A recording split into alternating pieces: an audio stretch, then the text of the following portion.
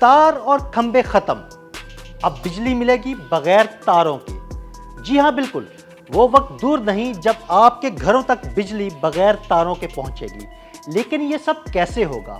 آئیے حقائق سے پردہ اٹھاتے ہیں۔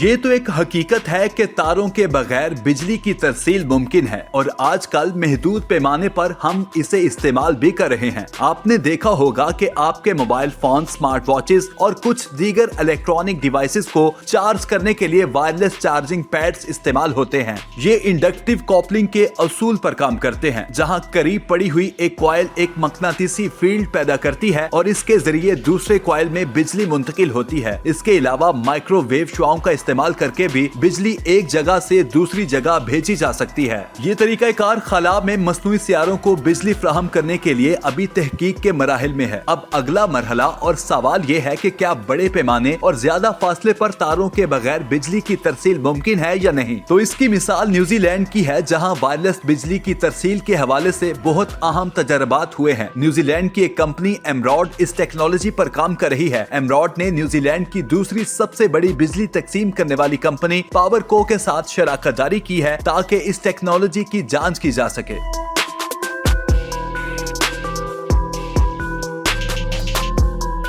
ایمراڈ نے ایک ایسا نظام تیار کیا ہے جو بجلی کو تاروں کے بغیر ایک جگہ سے دوسری جگہ بھیج سکتا ہے۔ یہ نظام مائکرو ویو شعاؤں یعنی مائکرو ویو بیمز کو استعمال کرتا ہے۔ اس نظام کے مین اجزاء اور ان کا کام کرنے کا طریقہ کار کچھ یوں ہے کہ ٹرانسمیٹنگ اینٹینا بجلی کو مائکرو ویو کی توانائی میں تبدیل کرتا ہے، پھر مائکرو ویو بیم ایک سیدھی لائن میں سفر کرتی ہے۔ یہ توانائی کو بہت کم نقصان کے ساتھ ایک پوائنٹ سے دوسرے پوائنٹ تک منتقل کرتی ہے۔ دوسرے سرے پر ایک خاص ریسیور ہوتا ہے جو ان مائکرو ویو شعاؤں کو دوبارہ بجلی میں تبدیل کر دیتا ہے۔ ابھی تک اس ٹیکنالوجی کو استعمال کرتے ہوئے ایمراڈ نے کامیابی سے انڈور ماحول میں چھوٹے پیمانے پر وائرلیس بجلی منتقل کرنے کا مظاہرہ کیا ہے، لیکن وسیع پیمانے اور لمبے فاصلوں کے لیے فی الوقت ریسرچ اور ڈیولپمنٹ پر کام جاری ہے، اور ابھی تک کی ڈیولپمنٹس کے مطابق بڑے پیمانے پر اور زیادہ فاصلوں جیسے ایک شہر سے دوسرے شہر یا ایک ملک سے دوسرے ملک تک وائرلیس بجلی کی ترسیل کرنا ابھی تک عملی طور پر ممکن نہیں ہے، جس کی چند بڑی وجوہات جیسے کہ وائرلیس بجلی کی ترسیل میں زیادہ فاصلے پر بہت زیادہ توانائی ضائع ہو جاتی ہے، جبکہ مائکرو ویو کی زیادہ طاقت والی شعاعیں یا ہائی فریکوینسی والی مقناطیسی فیلڈز انسانوں اور ماحول کے لیے خطرناک ہو سکتی ہیں۔